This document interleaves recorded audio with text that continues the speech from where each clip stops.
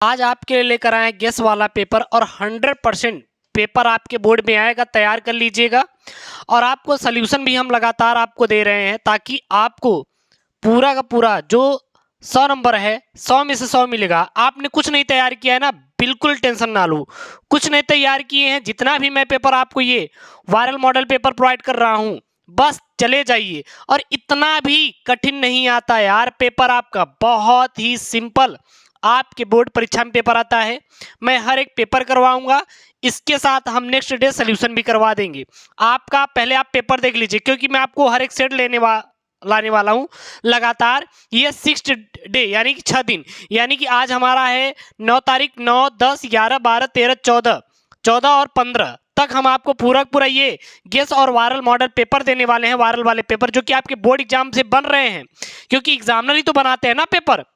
तो आप पहले ही वो पेपर पढ़ लीजिए जो आपके एग्जाम में आएगा। आप क्यों इतना परेशान होंगे? आपको मेहनत करना है हमारे साथ, वो भी स्मार्ट तरीके से। कम पढ़ाई ज्यादा नंबर। अब आपका होगी पूरा 100 में से 100 की तैयारी। और एक चीज आप लोगों के लिए बैच लॉन्च किया है जुनून। क्या आपके अंदर जुनून है? 95 लाने का जुनून है तो जाइए जुनून बैच को ज्वाइन कीजिए, link in the description box. चलिए फटाफट देख लेते हैं। यहाँ पे आपका 302 जेडीएच आपका पेपर कोड होने वाला है 100 नंबर का। 3 घंटे 15 मिनट का टाइम मिलेगा। सबसे पहले हम लोग ऑब्जेक्टिव यहाँ पे जल्दी कर लेते हैं। पहला का प्रश्न है, आचरण की सभ्यता निबंध के लेखक है। जो आचरण की सभ्यता निबंध के लेखक है वो है आपके अध्यापक पूर्ण सिंह। कौन है? अध्यापक पूर्ण सिंह, टिक लगा लो। कौन है ये? यह आपके आचरण की सभ्यता निबंध के लेखक है। कौन है? अध्यापक पूर्ण सिंह। कौन है? आचरण सभ्यता निबंध के क्या है? लेखक हैं। उसके बाद है यहाँ पे, हिंदी नई चाल में ढली, यह कथन किस लेखक का है? तो हिंदी नई चाल में ढली यह कथन जो है यह भारतेंदु हरिश्चंद्र का है। किसका है? भारतेंदु हरिश्चंद्र का है। हिंदी नई चाल में ढली किसका कथन है? भारतेंदु हरिश्चंद्र जी का है। उसके बाद है यहाँ पे, उसने कहा था, कहानी के लेखक हैं। उसने कहा था, कहानी के लेखक कौन है? तो चंद्रधर शर्मा गुलेरी। जो चंद्रधर शर्मा गुलेरी हैं, ये उसने कहा था कहानी के कौन है? लेखक हैं। चिंतामणि निबंध संग्रह के लेखक कौन है? तो जो चिंतामणि निबंध संग्रह है इसके लेखक हैं आपके रामचंद्र शुक्ल। रामचंद्र शुक्ल किसके लेखक हैं? चिंतामणि निबंध संग्रह के लेखक का नाम है। तैयार कर लो पूरा एकदम। आपके गेस वाला पेपर है जो कि आपके बोर्ड में आने वाला है। कलम का सिपाही के रचनाकार हैं। कलम का सिपाही के रचनाकार हैं अमृत राय। कौन है? अमृत राय जो हैं यह कलम के सिपाही के रचनाकार हैं। प्रिय प्रवास के रचयिता हैं। प्रिय प्रवास के रचयिता कौन है? तो प्रिय प्रवास के रचयिता आपके अयोध्या सिंह उपाध्याय हरियौध जी हैं। किसके हैं? प्रिय प्रवास के रचयिता। छायावाद के कवि कौन है? तो जो छायावाद के कवि हैं कहा जाता है मुकुटधर पांडे को। मुकुटधर पांडे कौन है? यह छायावाद के कवि हैं। तो छायावाद के कवि का नाम आप सीधा बोलिए सर, मुकुटधर पांडे। निम्नलिखित में से कौन कवि छायावाद युग का नहीं है? छायावाद युग के कवि मुकुटधर पांडे। और कौन छायावाद युग का नहीं है? अज्ञेय नहीं है। कौन है? अज्ञेय नहीं है। कौन कौन है? सूर्यकांत त्रिपाठी निराला है, जयशंकर प्रसाद है और महादेव वर्मा है। उसके बाद घ है, रश्मि रथी किस कोट की रचना है? तो जो रश्मि रथी है यह एक खंड काव्य है। क्या है? यह एक खंड काव्य है। फिर अगला प्रश्न यहाँ पे, बादल को घिरते देखा रचना है। बादल को घिरते देखा रचना किसकी है? तो नागा अर्जुन की है। किसकी है? नागा अर्जुन की है। बादल को घिरते देखा रचना किसकी है? नागा अर्जुन की है। उसके बाद यहाँ पे तीसरा प्रश्न है, दिए गए गद्यांश पर आधारित निम्नलिखित आप प्रश्नों के उत्तर दीजिए। 10 नंबर का आपका गद्यांश आएगा। सबसे पहले आप काम करिएगा कि सभी जो गद्यांश दिए दो गद्यांश रहेंगे, आपको गद्यांश से पढ़ना है अच्छे से और गद्यांश को पढ़ के आंसर देना है। पृथ्वी के विशाल प्रांगण में सब जातियों के लिए समान क्षेत्र है। समन्वय के मार्ग से भरपूर प्रगति और उन्नत करने का सबको एक जैसा अधिकार है। किसी जन को पीछे छोड़कर राष्ट्र आगे नहीं बढ़ सकता। अतएव राष्ट्र के प्रत्येक अंग की सुधार में लेनी होगी। राष्ट्र के शरीर के एक भाग में यदि अंधकार और निर्बलता का निवास है तो समग्र राष्ट्र का स्वास्थ्य उतने अंश में क्या रहेगा? असमर्थ रहेगा। तो यहाँ आप देखिएगा, सबसे पहले यहाँ पे आया है पाठ का शीर्षक और लेखक का नाम। यहाँ पे क्या दिया है? आपका राष्ट्र आया है। तो कहाँ से लिया गया है? राष्ट्र के स्वरूप से। राष्ट्र के स्वरूप के लेखक कौन है? वासुदेव शरण अग्रवाल हैं। बस इस प्रकार से आंसर देना आप ट्रिक है, याद कर लीजिए। राष्ट्र के प्रत्येक अंक की सुध हमें क्यों लेनी चाहिए? अब जहां पे राष्ट्र के प्रत्येक अंक की सुध है वही इसका आंसर हो जाएगा। देखिए यहाँ पे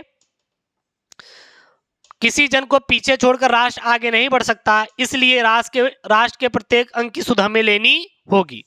उसके बाद है रेखांकित अंश की व्याख्या कीजिए। यहां से यहां तक समन्वय के मार्ग से भरपूर से लेकर एक जैसा अधिकार है, यहां से यहां तक क्या करना है, इसकी आपको पूरा पूरा व्याख्या करना है। फिर यहाँ पे है राष्ट्र किसे पीछे छोड़कर आगे नहीं बढ़ सकता। राष्ट्र किसे छोड़कर मतलब किसे पीछे छोड़कर कभी भी आगे नहीं बढ़ सकता। यदि किसी जन को पीछे छोड़ दिया जाए तो राष्ट्र नहीं बढ़ सकता। बस इस प्रकार से आप आंसर करेंगे। उसके बाद ये वाला पद्यांश तैयार कर लीजिएगा। 10 नंबर का पद्यांश आएगा। जलधि के फूटे कितने उस दीप कच्छप डूबे उतराए, किंतु वह खड़ी रहे दृढ़ मूर्ति अभ्युदय का कर रही उपाय। शक्ति के विद्युत कण जो व्यस्त विकल विखरे हो निरुपाय, सबने उसका करे समस्त विजयनी मानवता हो जाए। तो यहाँ पे क्या है पद्यांश। इस पद्यांश से टोटल आपके 5 प्रश्न पूछे गए हैं। पद्यांश के कवि और कविता का नाम लिखिए। रेखांकित अंश की मतलब किसी चीज को आपको बढ़ा चढ़ा के लिखना है। यार बहुत सस्ता पेपर आएगा, सबसे सिंपल वाला पेपर आएगा, बिल्कुल भी आपको टेंशन नहीं लेना है। एकदम हम वो पेपर प्रोवाइड करेंगे जो आपके एग्जाम में आएगा, जो आपके एग्जाम में आएगा वही मैं पेपर प्रोवाइड करूंगा। गारंटी आपका शिवम सर दे रहा है। लिख के ले लो, लिख के नोट कर लो, और जब पेपर होगा तो पूरा पूरा छाप कराओगे।